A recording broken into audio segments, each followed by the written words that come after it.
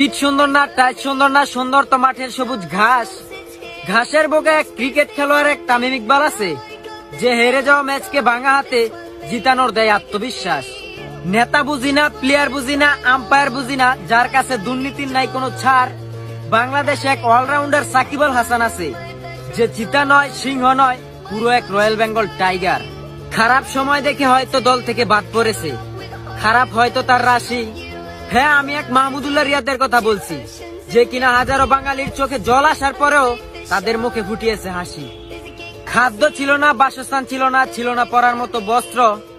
বাংলাদেশে এক কাটার মুস্তাফিজ আছে, যে হাজারো বাঙালির যুদ্ধের এক অস্ত্র।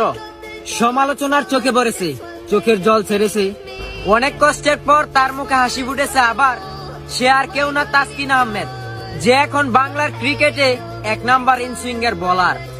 কিপিং সহ ব্যাটিংটা সে ভালোই করে, চিকি করতে গিয়ে আউট হলে সে সহ বাঙালি সবাই পায় কষ্ট। হ্যাঁ, বাংলাদেশে এক মুশফিকুর রহিম আছে, যে দলকে জিতানোর জন্য তার একটা চিকি যথেষ্ট। আমাদের একটা প্লেয়ার আছে যার নাম শান্ত। সে শান্ত থাকতে থাকতে আজ খুবই ক্লান্ত, আর সে শান্ত থাকলেই পড়ে যায় দলের নিচে। আর যেই দিন শান্ত থেকে অশান্ত হয়ে যায়, সেই দিন হেরে যাওয়া বাংলাদেশও যায় জিতে। ওপেনিং এ খারাপ ব্যাট করলেই দলের জন্য সর্বনাশ। হ্যাঁ, বাংলাদেশে এক ওপেনার ব্যাটার আছে যার নাম লিটন দাস। যেই দিন সে ওপেনিং এ আগুন ধরিয়ে দেয়, সেই দিন বেড়ে যায় দলের এক আত্মবিশ্বাস। হ্যাঁ, এটাই লিটন দাস। বাংলাদেশে বাম হাতি এক ব্যাটার ছিল, যাকে বর্তমানে দলের অনেক দরকার। হ্যাঁ, আমি ওই প্লেয়ার কথা বলছি যার নাম সৌম্য সরকার। স্বপ্ন দেখেছে বাঙালি তাকে ঘিরে, আবার আসবে সৌম্য সবার মাঝে ফিরে। মানুষটা খাটো হলেও তার সাহসটা ওই উড়ন্ত আকাশের বাজ। হ্যাঁ, আমি সেই মানুষটার কথা বলছি যার নাম মেহেদী হাসান মিরাজ। সে বলে, দেখা যাবে কে কার বাপ, এবার আমরা খেলতে নয়, যাবো আনতে এক বিশ্বকাপ।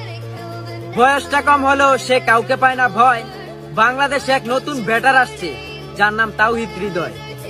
যেখানে কোনো প্লেয়ার চার মারতে পায় ভয়, সেখানে তাওহিদ হৃদয় মারে বড় বড় ছয়। বাংলাদেশে একজন ফাস্ট বোলার আছে, যার ইনসুইং এবং ইয়র্কার গুলো একদমই নিখুঁত। হ্যাঁ, সে আর কেউ না, হাসান মাহমুদ। তার নজর শুধু স্টেমে, মাঠে কমই করে ভকভক। তার প্রতিটা ডেলিভারি মারাত্মক। হারিয়ে যাওয়া এক প্লেয়ার যাওয়ার সময় একটা বাক্য বলেছিল, যে দেশের জাতীয় ফল খেতে গেলে হাতে তেল মারা লাগে, ওই দেশে ভালো কিছু করতে গেলে তেল মারাটা স্বাভাবিক। যে ইংল্যান্ডের সাথে হেরে যাওয়া ম্যাচকে জিতিয়ে দেখিয়ে দিয়েছিল তার খেল, সে আর কেউ না, রুবেল। হয়তো সে এখন সমালোচনার চোখে, সে আবার আসবে 150 স্পিড গতি নিয়ে সবুজ মাঠের বুকে। বাংলাদেশে এক ব্যাটার ছিল, যে বড় বড় ছয় মারলে মেয়েরা সেলফি তোলার জন্য থাকতো অনেক ভিড়।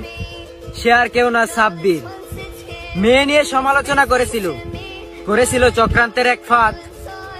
সেই সমালোচনা বইতে বইতে এখন দল থেকেই বাদ। সোনার বাংলার দামাল ছেলেরা কাউকে পায় না ভয়। এইবার বিশ্বকাপে বলে বলে কাটা চলবে, আর বলে বলে ছয়। সবার ঘরেই কাপ আছে, আমাদের ঘরেই নাই। এইবার সবাই খেলতে যাইতেছে, চলো বাঙালি।